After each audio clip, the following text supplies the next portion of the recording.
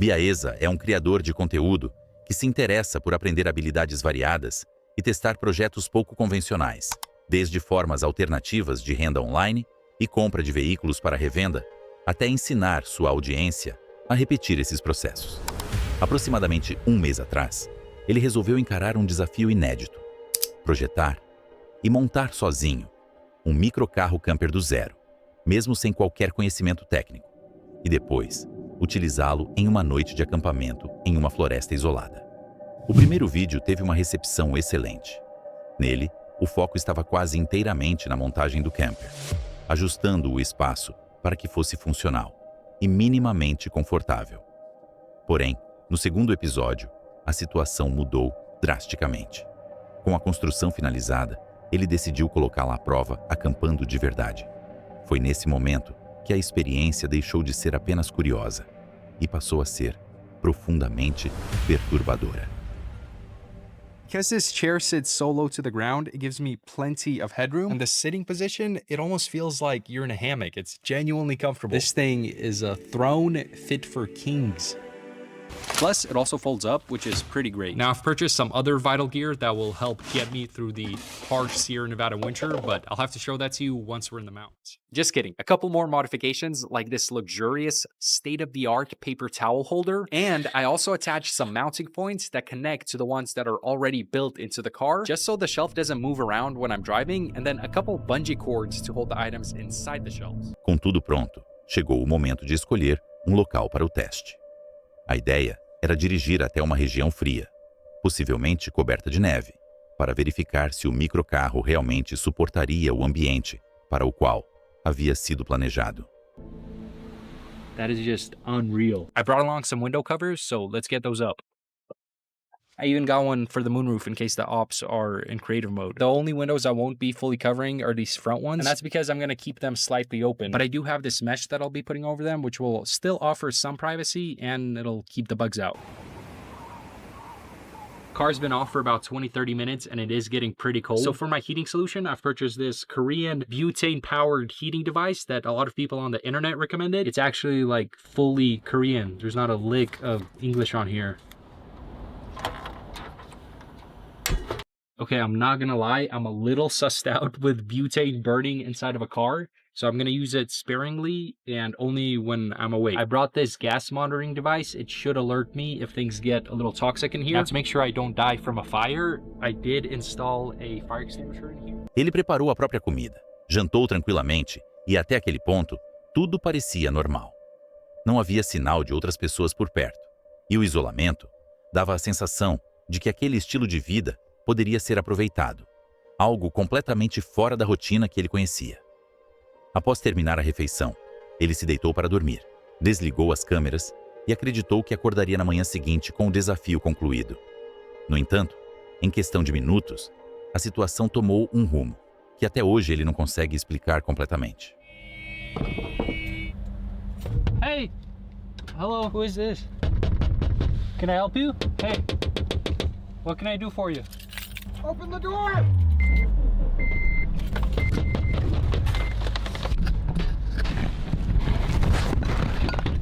How may I help you? Open the door! I'm not gonna be able to do that. Hey, what are you doing?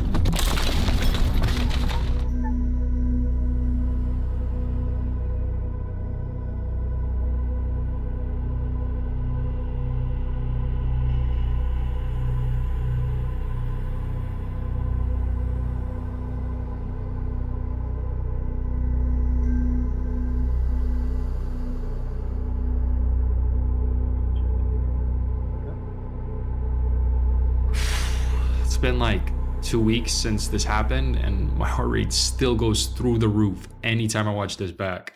What you can't really see in this video is that the car that drives up and starts honking actually first fully blocks in my car. Someone comes out of the car with a flashlight, fully just blinding me, so I can't really see what's going on outside. And if you remember, my windows are cracked open, so I try to speak to him and he's just not responding. It's dead silence. He then suddenly starts banging on the window, yelling at me to open the door. He even goes for the handle of the door. And man, once I heard the aggression in his voice, My heart just fully sank. I realized that this was not a friendly encounter, so I reached around from the back and started up the car. I slide in the driver's seat. He gets even more aggressive, starts banging on all my windows, continues yelling at me to open the door. At this point, it got a lot colder, so the snow underneath the car is more frozen. My wheels are spinning in place, not catching traction. He's still blinding me with his flashlight. He aggressively rips off my mesh bug net, keeps banging the window harder and harder until he fully breaks it in. And I'm showered with shards of glass in my face. And praise the Lord Almighty, right at this point, my wheels catch traction and there's just enough of an angle there where I can squeeze past his car, get around him, and get myself out of there. You can see my left eye rapidly blinking here. It was blurry the entire way home, and after getting it checked out, it appears that some of the glass had scratched through my eyeball. I've been going through treatment for that, and I can now see more clearly, which is pretty great. Now, I have no idea what this guy's intentions could have been. My mind goes to maybe he lived in the area, saw my car, thought I was up to no good, but then why block me in and smash through my window instead of just talking to me? Para alguém que estava vivendo sua primeira noite acampando, a situação saiu do controle rápido demais. Até hoje, ninguém consegue explicar o motivo de tamanha hostilidade, ou por que aquele homem não tentou uma conversa tranquila desde o começo. Que tipo de pessoa reage dessa forma? Por sorte, o ferimento no olho foi superficial. Ainda assim, o desfecho poderia ter sido muito mais grave. Ele correu o risco real de perder a visão. Tudo isso simplesmente por passar uma noite acampado em uma área pública, longe de qualquer civilização. Agora surge a pergunta inevitável: isso foi armado? Sinceramente, não parece. Não há um motivo lógico para ele inventar algo assim. Seu canal já atinge milhões de visualizações regularmente. Então, colocar toda essa credibilidade em jogo por um único episódio dramático não faria sentido algum. Além disso, é difícil imaginar alguém disposto a se machucar deliberadamente, chegando ao ponto de ferir o próprio olho, apenas para sustentar uma narrativa. Quem acompanha o conteúdo dele há mais tempo provavelmente entende exatamente por que essa hipótese soa improvável. Recebo muitos comentários de pessoas que acampam há décadas sem nunca terem passado por nada parecido, e isso é ótimo. Mas essa experiência pessoal não invalida o risco, certo? Só porque algo nunca aconteceu com você, não significa que não possa acontecer. E o caso de Biarreza está aí para provar isso. Hey Bear! Hey Bear! Hey Bear! Justin é um viajante experiente que costuma explorar regiões isoladas ao lado de seu cachorro, Hudson, registrando paisagens remotas e compartilhando cada jornada em vídeo. Acostumado a lidar com imprevistos, ele normalmente se prepara para situações fora do comum. Ainda assim, nesta gravação específica, acabou enfrentando algo que fugia completamente do que esperava encontrar. Ele escolheu passar a noite acampando nas montanhas do estado de Idaho. Após dirigir até a região, encontrou um pequeno ponto adequado e começou a organizar o acampamento. We are up in the Idaho Panhandle. We've had a couple, what do they call them? Atmospheric rivers last week or so in the Pacific Northwest. But over here, again, these campsites along this little river completely flooded. I have never seen the rivers here as swollen as they are. Had this as a backup, we're actually up quite a ways. We gained about 1,500 feet in elevation from the spots along the river. Plan for tonight is to have a nice steak dinner, have some s'mores, and then hopefully just get in bed and have an early night. Conforme a noite avançava e a escuridão tomava conta do local, eles permaneceram próximos à fogueira, levantando ocasionalmente para acrescentar mais lenha. Foi nesse momento que algo inesperado aconteceu, mudando completamente o clima da noite. Hey Bear!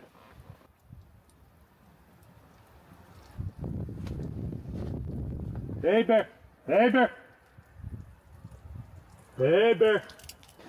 Hey!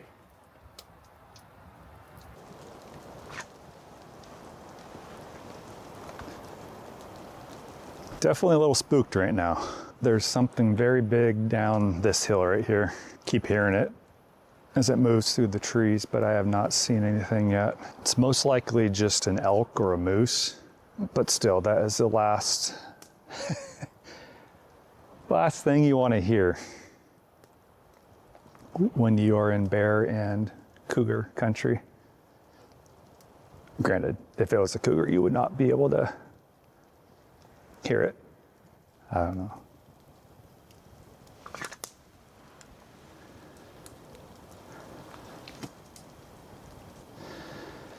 And I know I'm not making it up because Hudson peeked his head up too. I immediately threw him in. He's in the truck right now.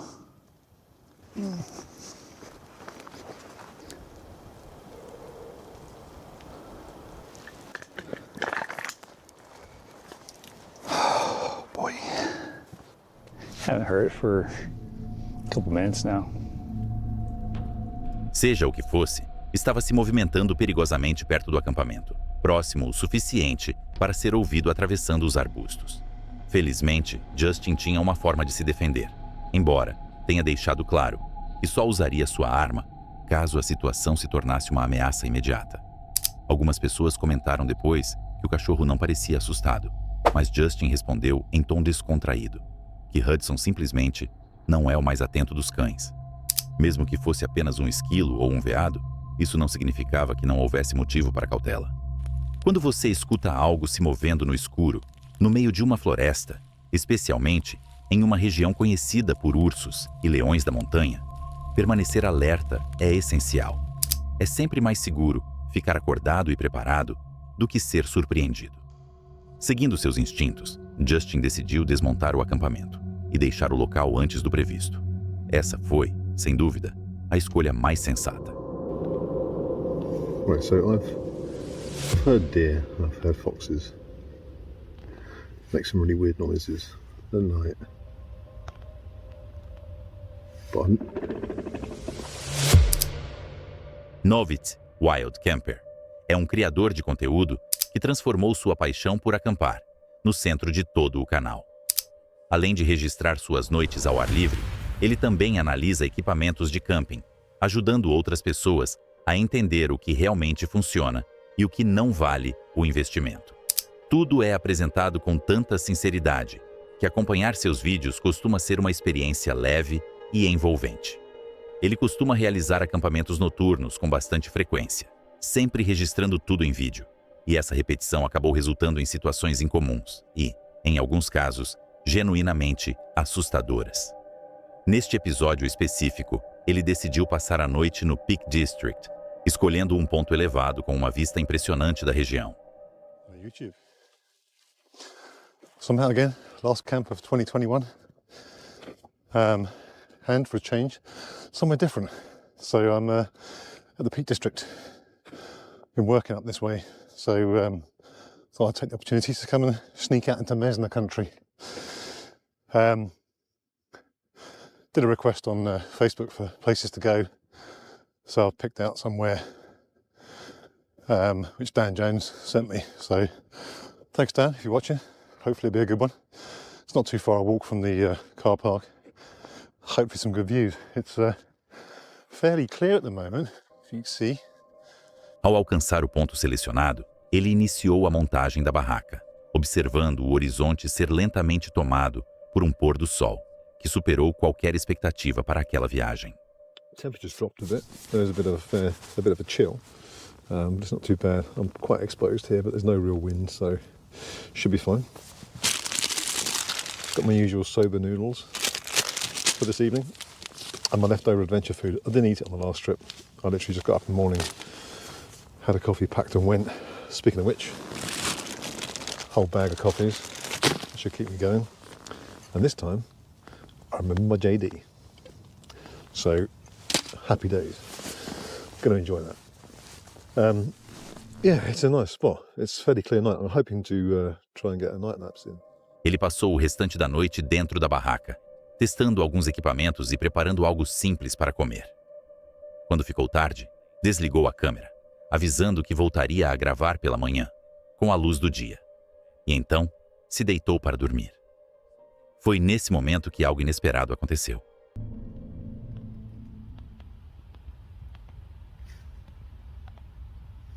Right, so I've heard deer, I've heard foxes make some really weird noises at night. But I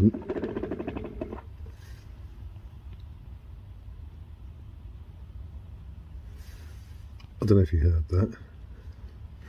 Not sure if the camera picked it up, but God knows what it is. It's quite a weird guttural sound. I'll try and boost it on the edit, see if you can.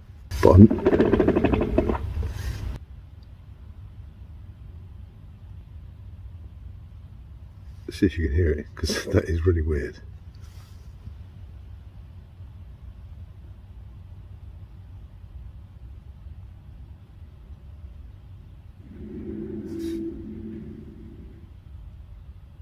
Did you hear that? That's quite eerie. It does not sound like a deer. Definitely doesn't sound like a fox.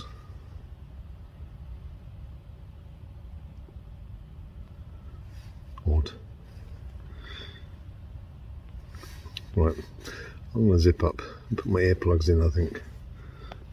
Try and get some sleep, and hopefully I'll still be here in the morning. Good night. A princípio, ele tentou racionalizar o que estava ouvindo, pensando que se tratava apenas de algum animal típico da região. Porém, essa suposição caiu por terra quando um som grave e intenso ecoou muito próximo da barraca. Naquele momento, a confusão tomou conta.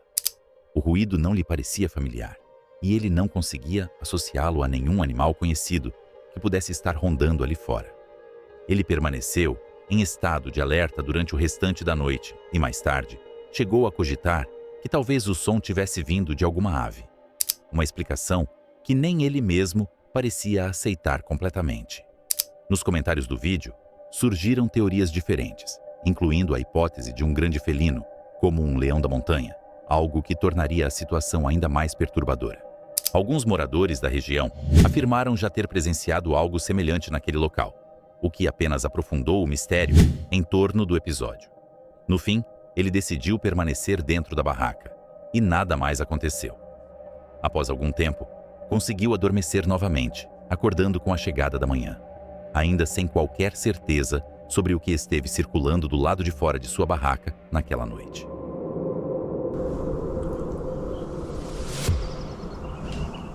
I can hear something. I don't know what it is. Canyams é um cara que ama a vida ao ar livre.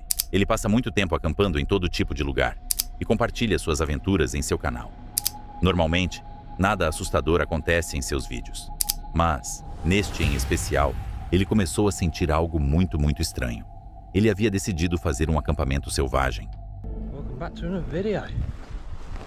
So yeah, I'm just at an old quarry. Yeah, in the middle of nowhere this is. I just thought I'll come camp somewhere a bit more open tonight, you know, with all the bugs out. So, looks really nice around here.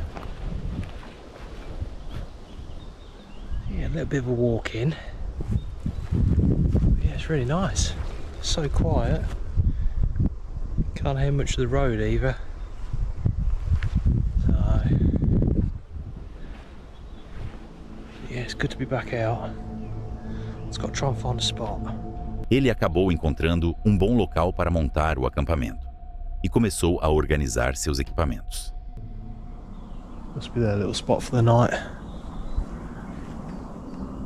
Right, I think it's about time to put that hammock up, I think. Stuff it. If someone sees me, they see me, don't they? I'll just move on then. Right, catch you in a bit. Por um tempo, nada aconteceu. Tudo estava calmo. Ele passou o tempo relaxando, tomando uma bebida. E quando a noite começou a cair, ele começou a cozinhar, preparando aquele clássico especial de acampamento: pão com manteiga e mel. Mas enquanto comia, algo inesperado aconteceu.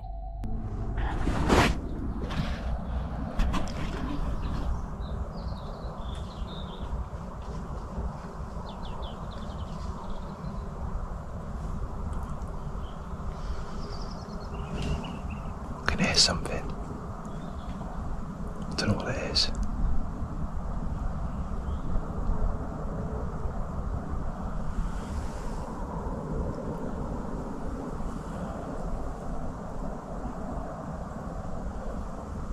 I don't know if it's a badger or something snooping about.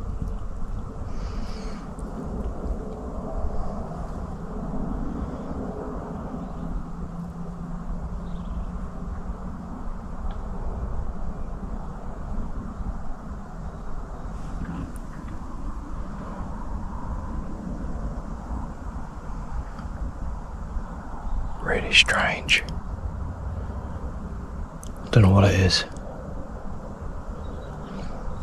I'm not liking the feeling of this place. Really spooky.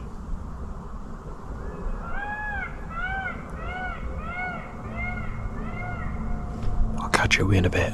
Barulho estranho começou a vir dos arbustos próximos. Parecia que algo estava circulando ao redor dele. Talvez um animal, ou quem sabe até uma pessoa. No início, ele tentou ignorar. Permaneceu ali por um tempo e deu o benefício da dúvida. Mas no fim, a sensação de estar sendo observado tomou conta. Every now and again I hear noise.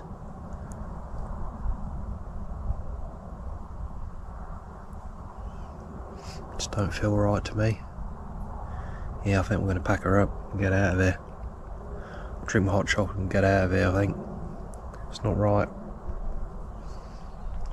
It's happened to me before. Yeah, once before I just didn't feel right. Felt like someone was sort of watching me, so I just packed up and got out of there. It's such a spooky place as well, this is. It's so dark in here as well. So dark, and there's not even that many trees around. Yeah, it's not right. Shame, looking forward to sleeping that hammock. But you just never know, do you? No fim, ele tomou a decisão mais lúcida possível. Não insistiu. Ele saiu dali. E esse é um ponto que merece atenção.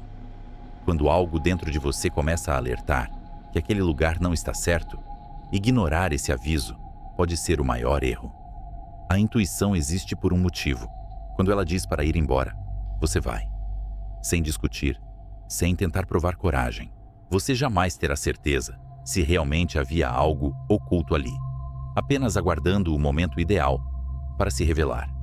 E é exatamente isso que torna a situação ainda mais assustadora. Então, qual seria o sentido de passar a madrugada inteira exposto a uma incerteza dessas, quando existe a opção de recuar, mudar de rota, ou simplesmente buscar um local onde a sensação inicial, aquela de segurança e tranquilidade, ainda existe? Don't fly your drone over my camp. You think I care about your camp more than these mountains? You want me to kick your... Jordan e Lee são um casal que enxerga a vida como algo curto demais para ser limitada por convenções sociais. O canal gira em torno de aproveitar o presente, se reconectar com o ambiente natural e buscar liberdade por meio de viagens lentas e experiências fora do padrão. Eles costumam visitar diferentes regiões e usar drones para registrar as paisagens do alto. Porém, neste vídeo específico, a situação tomou um rumo inesperado e desconfortável.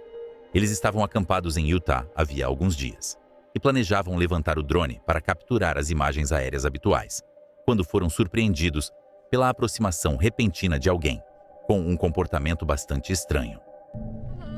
Hey, is that your drone? It is. Sitting right over my camp? It's over here. I see it's over there. A minute ago it was over my camp. It literally hasn't gone past my head. Bullshit. It literally hasn't. Bullshit.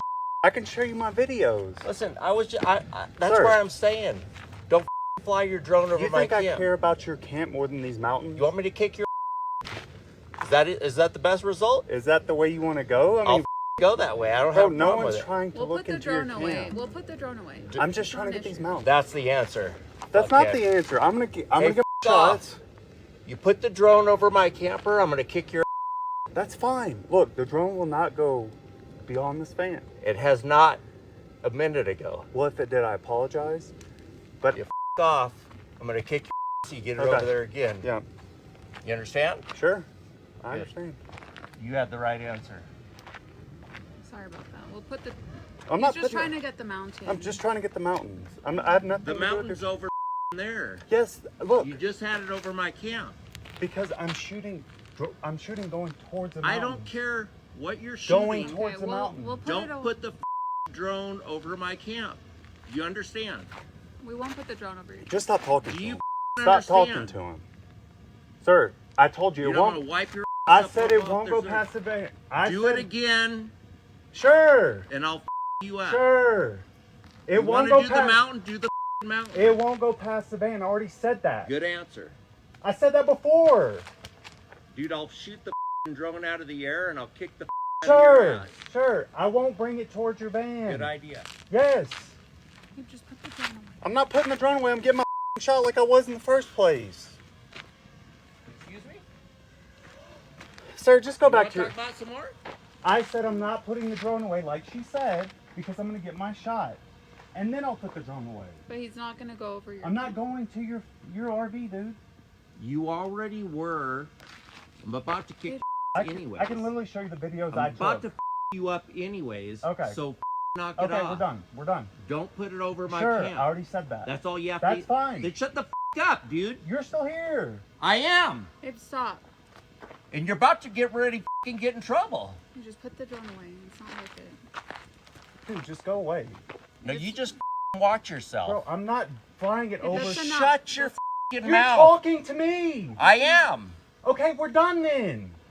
We're done. That's enough. I won't fly it near your RV, like I said before. Dude, Okay? Deal? Is this your place? Yes. Okay. Good to know. Do something. O homem se aproximou do casal, como se tivesse algum tipo de autoridade sobre o local. É compreensível não querer um drone sobrevoando seu acampamento. Essa preocupação é legítima. Ainda assim, fica a pergunta: por que não simplesmente pedir de forma educada? Em vez disso, ele iniciou a conversa com insultos, tratando o drone como se fosse uma ameaça direta. Jordan afirmou repetidas vezes que não sobrevoaria a van, mas o homem continuou aumentando o tom, fazendo ameaças físicas e prometendo destruir o equipamento. Essa não é a maneira adequada de abordar estranhos. O que poderia ter sido resolvido com poucas palavras rapidamente se transformou em uma situação hostil, tornando compreensível a irritação de Jordan diante da insistência agressiva. No final, o homem se afastou, mas deixou o trailer no local, o que gerou desconfiança. O casal passou a temer que ele pudesse retornar acompanhado. A decisão mais sensata foi desmontar o acampamento e deixar a área, evitando que a situação pudesse escalar ainda mais. Se você curtiu esse vídeo, tem outro caso perturbador aqui em cima. Se quiser continuar, é só clicar. Eu sou o Alexandre. Até o próximo vídeo.